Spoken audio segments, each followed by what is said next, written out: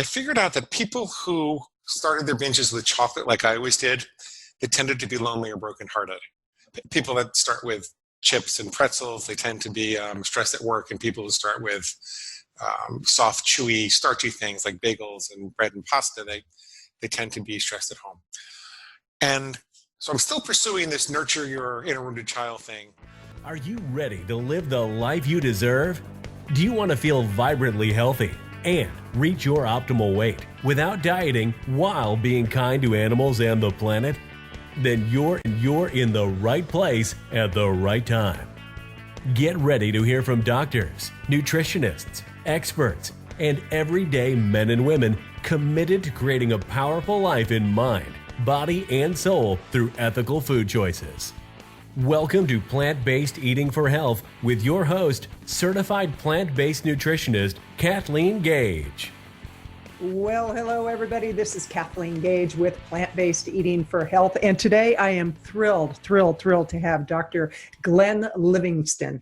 And Dr. Livingston is a PhD, and he has a big focus on psychology. He's a veteran psychologist, and he actually, one of his claims to fame, he has many, but one is that when he was working for several Fortune 500 companies as clients, they were his clients. He sold over $30 million worth of marketing services. That's phenomenal. As a marketer myself, it's like, I want to know his secret for that. But today we're going to talk about plant-based eating and how to never binge again, because that's actually his signature program. It's his signature on everything, never binge again. And Glenn, I know that at one point you were a binger. I read a lot about your background. So why don't you start by telling us about your background, when you were a binger, and how did you evolve into the whole plant-based eating world? Well, if you were ever in, first of all, thank you for having me. It's a delight to be here. I'm always happy to contribute to the plant-based cause. If you were ever in Syosset, Long Island, or really anywhere around there, and you stopped at a 7-Eleven, and they were out of Pop-Tarts and pizza, it's probably because I was there just before. When I was 17, I figured out that because I'm 6'4" and I'm moderately muscular, if I worked out for a couple of hours a day, I could eat whatever I wanted to. So, and I was not plant-based back then. So, you know, my favorite was pizza and chocolate. So whole pizza, sometimes 2, sometimes 6 or 7 bars of chocolate, and boxes of muffins, and anything you could imagine. And I didn't think it was a problem. I thought it was great. I thought it was like Doug Graham says, a superpower. Wasn't really a problem until I got married, and I was commuting 2 hours in every direction to see patients and go to school. And, you know, and my wife at the time, she wanted to talk to me at night, God forbid. So I didn't have time to work out 2-3 hours a day, but I found that the food still had a hold of me. And I just kept eating. And I started to get heavier. And coming from a family of 17 psychologists, it really bothered me that I couldn't concentrate on my patients. I'd be thinking, you know, when can I get to the pizza place? And I was working with suicidal people, and I was working with people right after an affair. And like, if you know anything about psychology, it's not an intellectual affair where you just have the answers. It's more like you lend people your soul. And I felt like I wasn't totally doing that. And even though I never lost anyone, and out of like 250 couples, I saw only 2 of them ever got divorced, I just wasn't happy with myself. And I figured that it was probably a hole in my heart. You know, sometimes I came from a family of 17 psychologists, and sometimes if you have a hammer, everything looks like a nail. So I figure, well, let me find out why I'm trying to fill the hole in my heart so I can stop trying to fill the hole in my stomach. So I went to all the best doctors and psychologists and therapists and psychiatrists, and I went to Overeaters Anonymous, and I had a very spiritual, soulful pursuit for almost 30 years trying to fix this. And some of it would work a little, and it was valuable from a soul-enriching, like self-exploration perspective, but none of it really fixed the binge eating. I would come down a few pounds, and I would go up even more, and come down a few pounds and go up even more. And I got to be about 280 pounds at one point. I weighed in around 257, but then I stopped weighing myself, and I know I kept gaining weight. So that's my best guess. And I'm about 204 this morning, I think. So worse yet, I had really bad triglycerides, and the doctors would tell me I could die before I'm 40 if I don't stop this. And I just felt like I couldn't. I just felt like I was thinking about food all the time. I was thinking about how to recover from it all the time. And there were three things that happened which led me to flip paradigms about how to manage my overeating. And I'll tell you, in the end, the result for me was that I decided I had to be more like an alpha wolf dealing with the challenger for leadership, as opposed to trying to nurture my inner wounded child back to health. But I got there in three ways. One was that I didn't have kids and I wasn't commuting because my ex-wife traveled for business. And so I had a dual career. I was consulting for industry, mostly big food and big pharma. And I feel like I was on the wrong side of the war back then, but I was kind of chasing money. That's what I was doing at the time. And I saw that they were engineering all of these hyper palatable concentrations of starch and sugar and fat and oil and excitotoxins. And they were all designed to hit our bliss point without giving us enough nutrition to feel satisfied. And I said, well, that's an external force that has nothing to do with the fact that my mama didn't love me enough or I was in a bad marriage or whatever it was. Nothing to do with a hole in my heart. It's just an external force. The other thing I discovered was that the part of our brain that responds to food addiction is really the reptilian brain. It's the seat of feast and famine. It's the seat of emergency response, fight or flight. The reptilian brain doesn't know love. When it looks at something in the environment, it says, do I eat it? Do I mate with it? Or do I kill it? Eat, mate, or kill. There's no love there. So I said, well, that's interesting. So I'm spending all these years trying to figure out how to love myself more so I won't overeat. But the part of me that's overeating doesn't know anything about love. So that's really weird. And then it turned out that there were these alternative models of addiction, mostly for drugs and alcohol, that said that the brain really came in two parts. There's the reptilian brain and then there's us. And all the things that we value as human beings are really in the neocortex and the mammalian brain that says, before you eat, mate, or kill that thing, what impact does that have on the people that you love? And before you eat, mate, or kill that thing, how is it going to impact the people around you you care about, your tribe, your long-term goal, your spirituality, your music, your art, your weight loss, your strategic plans. And they were recommending that you treat the reptilian brain kind of the same way that you treated your bladders or your reproductive organs, because we all have to live comfortably astride this animalistic part of us, right? So just like if my bladder says, Glenn, you really got to pee, I'm going to say, you know what, I'm talking to Kathleen right now. I can wait a half an hour. I'll go when I'm done, right? Mm-hmm. Or if my reproductive organs say, well, that's a really attractive person, I'm not going to run up and kiss them. There's a particular way in a civilized society that people, and I'm kind of shy and I have a girlfriend now, so I wouldn't do that anyway. But it's not something that we feel powerless over. It's not something that we have to figure out why there's a hole in our heart first or why our mamas didn't love us enough. It's just something that we as civilized people in society say there's a very strong biological impulse, but we're not going to act out in this particular way. Why can't food be any different?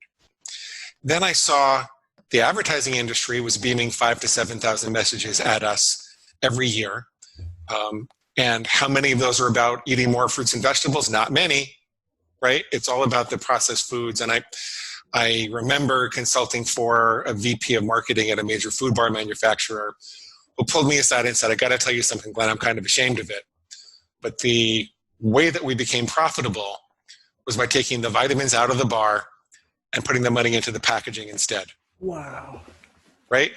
So I said, so you're faking us out. They made the packaging look all vibrant and colorful and shiny, which in nature, a diversity of vibrant, shiny colors signals the availability of a diversity of nutrients. You know, you look at a salad with green romaine lettuce and purple cabbage and red tomatoes and yellow carrots and blueberries. It's that signals to our evolutionary buttons that nutrients are available. Mm-hmm. And yet the advertising industry was setting up so that we thought that, but they took the nutrients out. Now, I don't mean to single those people out. It goes on all across the industry. There are, I always say that every time that we're looking for love at the bottom of a bag or a box or a container, there's some fat cat in a white suit with a mustache that's laughing all the way to the bank. Wow. Wow. And she is making a lot of money. No. And she is. That's the first time anybody said it. Okay. Hey, but I have to tell you, you talked about the ads, and recently with all the COVID stuff going on, my frustration is people are not being made aware of how important their eating is to minimizing their risk for complications. But I know. There was an ad. In the morning, I do yoga and I pop on YouTube and I have a favorite. And right before that, they usually run an ad. And this time I thought, I want to see what the two ads are. The first one was about wearing masks and, how it's going to save lives. And I'm like, okay, that's cool. Well, the second ad, which was so interesting, was for a root beer and a Coke float from a fast food restaurant. And I thought, that is so interesting. On the one hand, they're showing us ways that we can minimize our risk. And on the other hand, they're pumping us full of this information that says, go out and eat this garbage that is going to increase your risk. So with all that you've learned, when was your turning point where you said, okay, I'm 280 pounds, give or take a pound, because you wouldn't get on the scale. What happened for you to finally say, okay, my reptilian brain is out of control? Tell us about that. There's this big project I did to understand how different stresses in life were related to different foods that people overate. And I figured out, I've had like 40,000 people take a survey. It took a couple of years when internet clicks were cheap. And I figured out that people who started their binges with chocolate like I always did, they tended to be lonely or brokenhearted. People that start with chips and pretzels, they tend to be stressed at work. And people who start with soft, chewy, starchy things like bagels and bread and pasta, they tend to be stressed at home. And so I'm still pursuing this nurture your inner wounded child thing. And I asked my mom, who's also a therapist, I said, Mom, before I go talk to people about this, I know, yes, I'm kind of lonely and brokenhearted. I'm not in a great marriage. And, so I'm depressed. I'm going through chocolate. But why? How did that get set up? What happened in my youth? And she tells me the story, hanging her head low, about how when I was 1 year old, because she was very depressed and anxious herself. Her dad had just gotten out of prison and my dad was in the army. They were going to send him to Vietnam. That she didn't have the wherewithal to love me and to hold me and to play with me when I came running to her. And so she kept a bottle of chocolate Bosco syrup in her refrigerator on the floor. Wow. And so she said, go get your Bosco. And I go crawling over to the refrigerator and I suck on the Bosco and I go into this chocolate sugar coma. And at that point, I thought, well, that's the ultimate insight. Right? If it really is driven by figuring out why and solving my past, this is it. If this was a movie, Mom and I would have a big hug and a big cry, and then I would never have trouble with chocolate again. But what actually happened, I mean, we did have a hug. It was a good conversation to have. But what actually happened was I got worse, and I started eating chocolate more. And the reason was it was like there was this voice inside me that said, you know what, Glenn, you're right. Our mama didn't love us enough. And she left a great big chocolate-sized hole in your heart. And until you can find the love of your life and get out of this marriage, you're going to have to go right on binging on chocolate. Yippee, let's go get some. So it became this voice of justification. And that's what really flipped the paradigm for me. I said, okay, there are these external forces. The lizard brain doesn't know love. And even when I do understand what the original wound was, and maybe that's actually what set me up to have chocolate, it doesn't help because then there's this voice of justification that says, that's great, let's have more. So I started to think of the emotions more like a fire in a fireplace. And I said, well, you could have a roaring fire in a well-contained fireplace that becomes the center of hearth and home. It's not a bad thing, it's a good thing. It creates warmth, people gather around, they tell stories, they make memories. It's only if you got something poking holes in the fireplace that the ashes can get out and burn down the house. And I said, so maybe what I need to do is figure out what's poking holes in the fireplace, forget about the fire. So I'm lonely, so I'm depressed, so what? Forget about the fire, let me fix the fireplace. Now, this is the embarrassing part because I'm a sophisticated psychologist and I was the CEO of this company. I've done all this, fancy schmancy stuff. The way that I got better was I decided to take control over that reptilian brain. I decided I was going to call it my inner pig. I wasn't even sure I was going to publish any of this back then. I just decided I was going to call my inner pig, and I certainly wasn't a vegan back then when I did it. But I called it my inner pig, and then I decided to draw very clear, bright lines. We can talk about why that's important later. But I drew very clear lines that would distinguish healthy from unhealthy eating behavior. So, for example, I would say, I will only ever have chocolate on a Saturday and Sunday again. I thought I would just cut it out during the week and see if I could do it. Then if I heard something in my head that said on a Wednesday, gee, Glenn, you worked out hard enough. It's not going to make a difference. You could start tomorrow. Why don't we go get some chocolate? Mm-hmm. I would say, wait a minute. That's not me. That's my inner pig squealing for pig slop. Chocolate during the week is pig slop. I don't eat pig slop, and I don't live for my animals tell me what to do.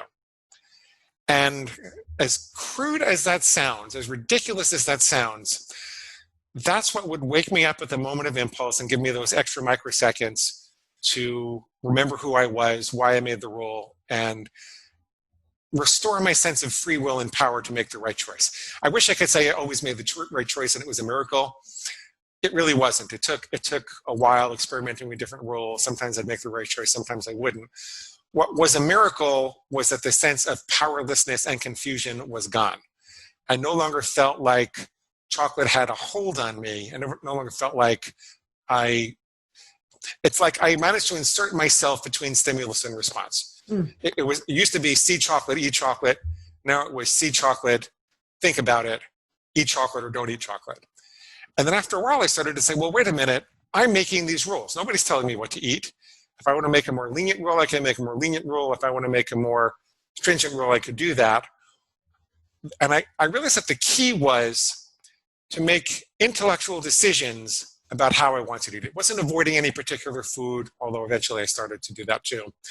It was making my important food decisions with my intellect, which I later learned was particularly important because willpower is the ability to make good decisions, and we can only make so many good decisions throughout the day. So people think you should eat well 90% of the time and indulge 10% of the time.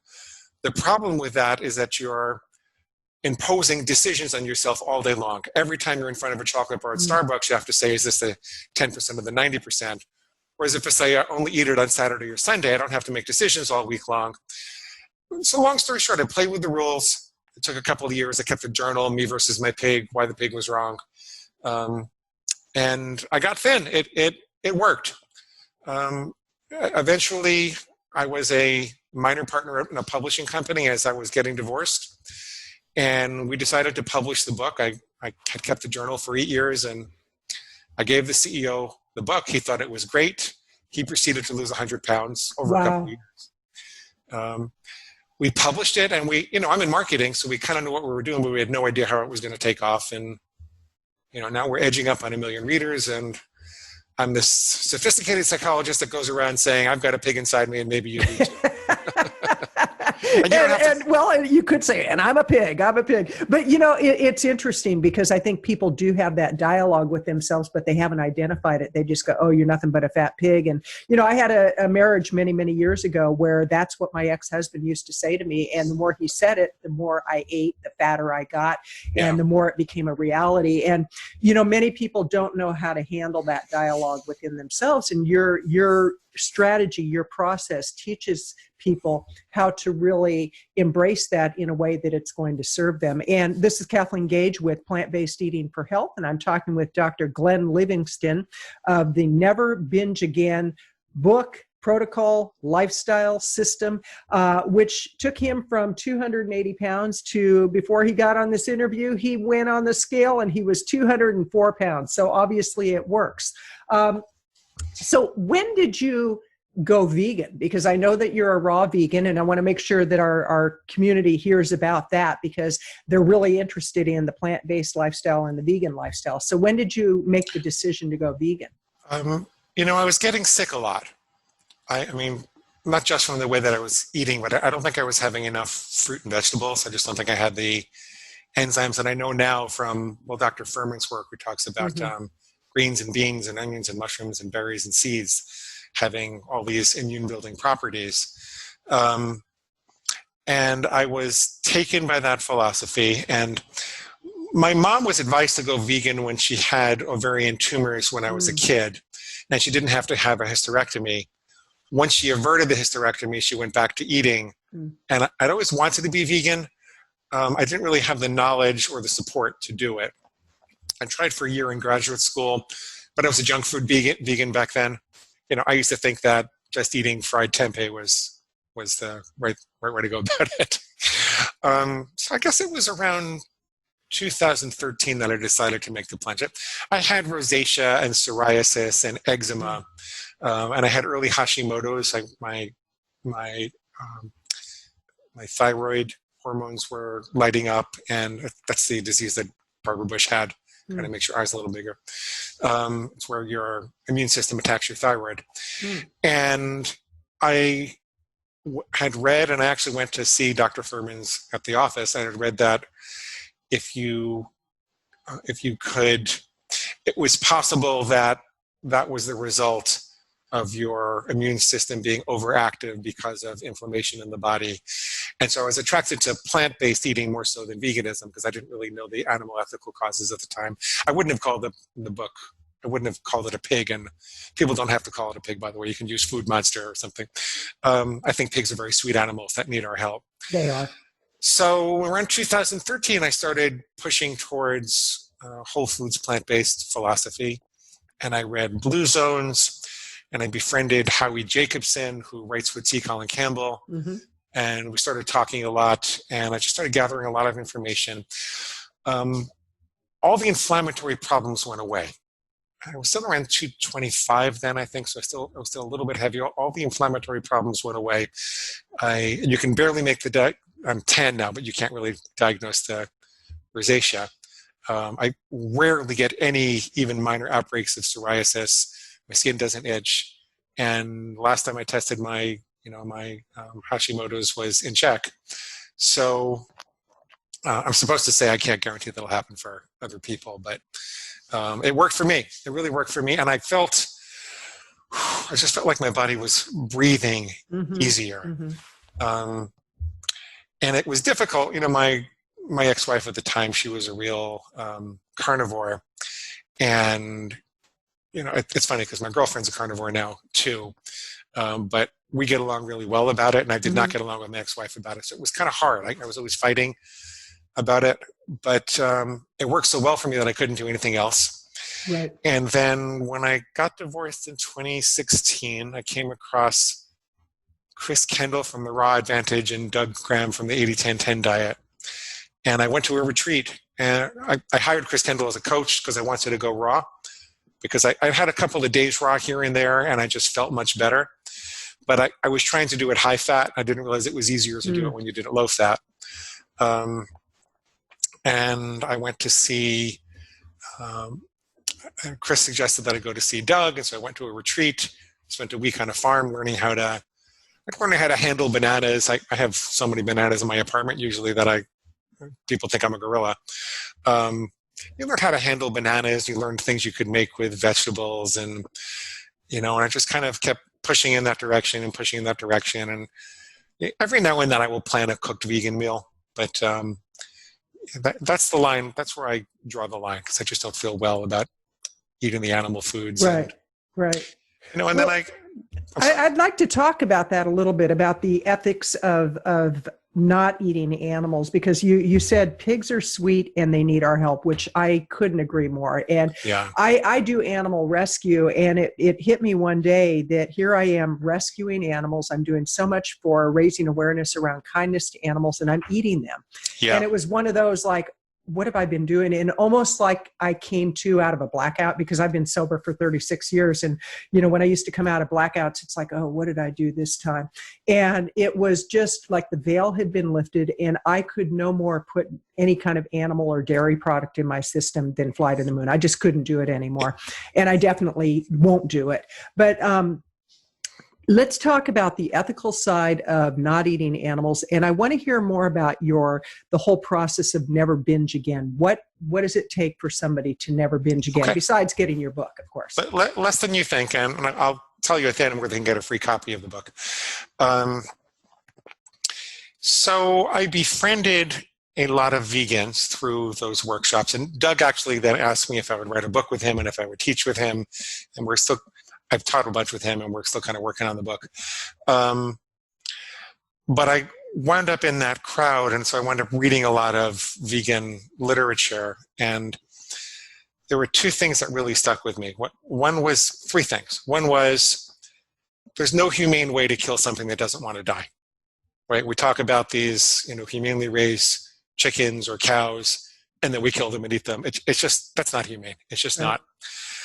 I read something by Thank you for that. Thank you for that, because people need to hear that. It's like, it just boggles my mind when they say, well, they just have one bad day. It's like, no. So it's like, so thank you for that. I mean, we kill most of them at a very young age, and we take away their life from them. Leo Tolstoy said that as long as there are slaughterhouses, there will be battlefields, which to me echoes the sentiment that the idea that some life matters less than other life on this world is the root of all evil. And, I know that there are carnivores that exist as part of the natural order, and I'm not saying that we have to feed lions vegetables. But, we don't need that. We are optional carnivores and obligate herbivores. We don't have to have meat in order to live. And the idea that we should take these other animals' lives in order to just benefit ourselves, it just bothered me, and it struck me as long as people believe that, then it'll be possible to maintain prejudice. Like that's what's behind the racial divides, that's what's behind the genocides, and I didn't want to be part of that anymore. I just didn't want to be part of that anymore. I'm a psychologist. I think of myself as a compassionate person. I spent the first half of my life chasing too much money, and I think I did harm helping to sell chocolate chip cookies and so many other things that so I wanted to make the second half of my life count more. Actually got two tattoos. I got one that says "Be kind" on this side, and I got one that said "Raw Vegan" on that side. And I've got an Amazon warrior on my back. I can't show you, but she's got on a horse with flames coming out of the nose, a little in my radical time. there you go, sister. There you go. And so I think I'm missing one. There was one more thing that happened to me, but. So when did you go vegan? So I made the first very strong effort in 2013. Okay. And I would say I was 95% of the way there with a couple of mistakes. And then once I got divorced, it was a lot easier in 2016. Right. Yeah. Okay. And I am coming up on 2 years of being, I started plant-based, and I didn't want to call myself a vegan because vegans are radical as far as I felt, and I've had people stand up and walk away when it's, and then, but now it's like, I look at, I would say I'm plant-based and I'm vegan. I'm vegan for the ethics of animals and compassion to the planet, and I'm plant-based for my health. And I look at the shoes I buy now, I look at the products that I buy, and I want to make sure that there's much more compassion to animals. So with the Never Binge Again process, let's talk about how somebody can, first of all, access that. Well, okay. I mean, if you go to the site and click the big red button for the reader bonuses, when you sign up for that, I'll give you a copy in Kindle, Nook, or PDF, free copy of the book. There's also a set of food plan starter templates, including for whole food plant-based. And what's the web address? NeverBingeAgain.com. NeverBingeAgain.com. We'll put that up in the show notes. So.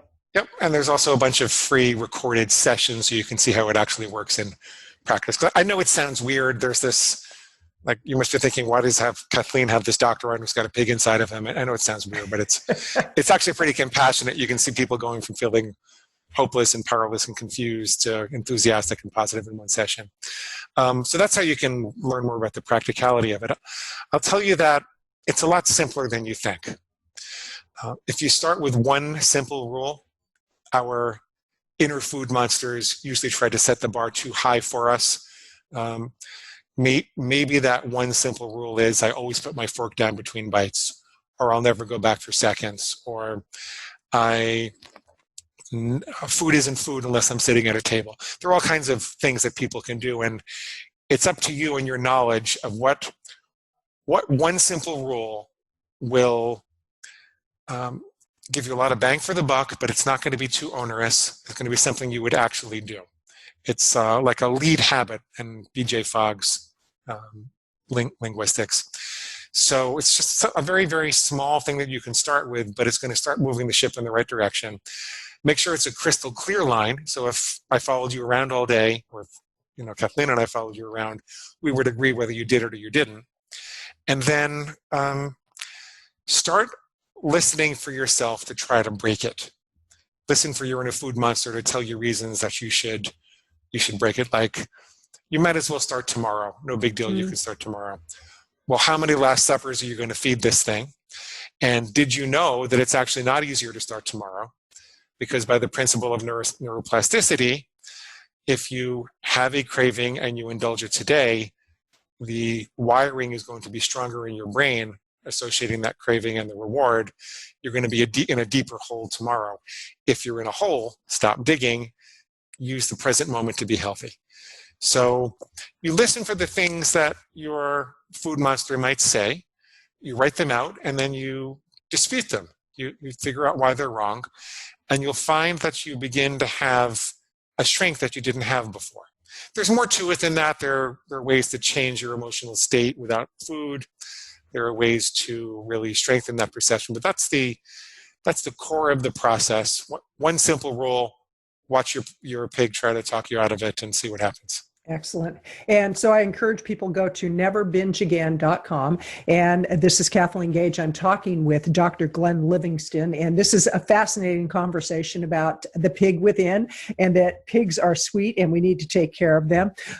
Now, as you look at what's going on with COVID, as you look to the future of what's happening with people, because I just received something from my editor who happens to be a plant-based eater, and she's on a daily message from some spiritual guru, and it was basically what you had just said, that as long as we keep killing animals, there will be wars.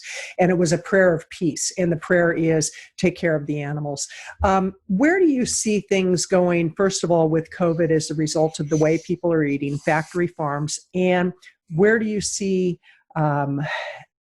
what each of us can do to start changing that for people and raising awareness? Because that's the commitment I have to having this podcast show, my blog, my Facebook group. It's about really raising awareness. The constant immersion in fear, fear of food scarcity, fear of death and disease, the constant news stories about how many people have died, how many people are ill, activates your lizard brain to think that there's a constant emergency. And so that's a good part of the reason that people find themselves binging more during the pandemic. We've got 3 times as many people coming through our coaching system now than we did in January. People are binging like crazy through this. And I tell people to take a breath, do a little research to figure out where your food supply comes from. Nobody's starving. There's nobody starving because of the pandemic that I know of so far. At least not in the United States. And ask yourself, let's say the worst happened. I mean, let's say the pandemic rages through the world and there's only a handful of people left, and these are your last years on Earth or days on Earth.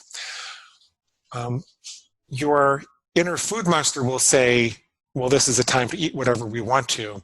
But I feel exactly the opposite. I would want to know that I was the guy who stood up and took care of myself. I would want to center myself in my food rules that help me to find, peace and serenity. I would want to be a leader for other people that I care about. I would want to spend my last days being exquisitely present, not sweating and bloated on the couch, trying to work off the last binge. So I think that it's important to think about who you want to be, and let's say the worst did happen, which it's not going to, right? I mean, bad things are happening, people are dying, but the world is going to go on. This too shall pass. And, take a breath. Take a breath. Decide to be more intentional about what you will eat and what you won't eat. Decide to be intentional about using this time to concentrate on improving yourself. This is a great opportunity. I think Shakespeare wrote King Lear during quarantine for the plague. All sorts of amazing things are happening when people can kind of reawaken stop automatically doing all the routines they were normally doing, and have these opportunities to, be more intentional and more present, and think about who you are and the person you want to be. Well, you said something that I absolutely love. It's called exquisitely present. And I really appreciate that, because that's why I do my morning routine. I have yoga, I do meditation, I do journaling, then I go on a run, and just hit my 66th birthday. And I want to be one of those really feisty people in my 70s and 80s, and I want to be around for a long time. So bringing people like you to the community to share your insights is a big part of what my mission is. This has been phenomenal. I so appreciate that you took time to share with my community about how they can never binge again, how they can handle that reptilian brain, and what they can do to live exquisitely in a very present state. In your final thoughts, what would you like to leave the community with, and really let them know that they can make the changes? And before you answer that, one of the big challenges I hear from people is they're wanting to start a plant-based lifestyle. They've heard that it's a great way to live. They want to be vegan. They want to be compassionate, but they have somebody in their family who's pushing back, who's ridiculing them, who's not supporting them. You went through that with your ex-wife. Not everybody in my household is plant-based 100%. They're getting more and more that way when I do the cooking. But what would you say to those people who really want to do this, but they're letting other people influence their decision? You need to lead by example. There's a great desire for everyone in society to have everyone else eat the same way. It's probably never going to happen. And you're much more convincing if you do it and develop glowing skin and a brighter presence and more energy, and you drop the weight and you exhibit all the benefits. You'll have a lot more credibility with them than if you try to convince them with a stack of books and scientific studies, which are very convincing, by the way. I was convinced by a stack of books and scientific studies, but most people don't want to know that. And so I say, one man's pig slop is another man's poison, or another man's healthy treat. One woman's pig slop is another woman's healthy treat. And so don't argue about food. Save that for a year or two down the road after you've done it and can show all the benefits. And then people will start asking you. Wait till they raise their hand and they really want to know. And then be sure they really want to know. Because a lot of people just don't want to know. And they particularly don't want to know about the vegan ethic. They particularly don't. They feel bothered by it because, I don't know about you. If I walk by the butcher shop in Whole Foods these days, I just want to cry. Oh, I have. I actually have. It happened about 6 months into it, and I walked by the meat department, and I just had this visceral response, and I was stopped dead in my tracks, and it was like I could hear and feel the pain. Yes. Yeah. So, I think that we have to communicate the message, but there are places and times, and, a man convinced against his will is of the same opinion still.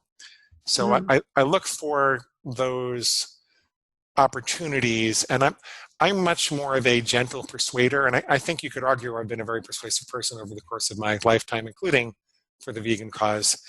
I look for those gentle opportunities. I'm not one of the really in-your-face vegans who would throw paint on fur and stuff like that. Although I kind of understand that, and in some ways I'm glad that's out there also, but it's not me. That's not how I find it's much more effective to be gentle and persuasive and compassionate. And it took me 15 years to get there. I mean, I kind of had the idea a long time ago.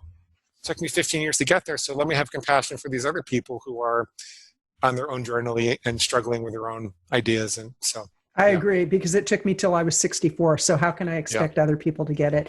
And I just have to say, I so appreciate our conversation. I've been speaking with Dr. Glenn Livingston, and you can find his information at neverbingeagain.com. That's neverbingeagain.com. We'll put all that information in the show notes. And Glenn, it's been delightful. I feel very blessed to have connected with you and to have been able to have you share your insights. And like you say, you have your way of doing it. It's very gentle, very compassionate, and we all have our role, and may we just step up to the plate and live our role. This is Kathleen Gage with Plant-Based Eating for Health, and I encourage you to visit the blog at plantbasedeatingforhealth.com. Leave a review of this show and leave a rating. And just thank you for being there and listening, and go out and live healthy. Okay. Hugs, everybody. Hugs. Thank you for your commitment to an ethical life through plant-based food choices. The kind of choices that are kind to your body, the environment, and most of all, animals. Be sure to leave a review and rating of the Plant-Based Eating for Health podcast show.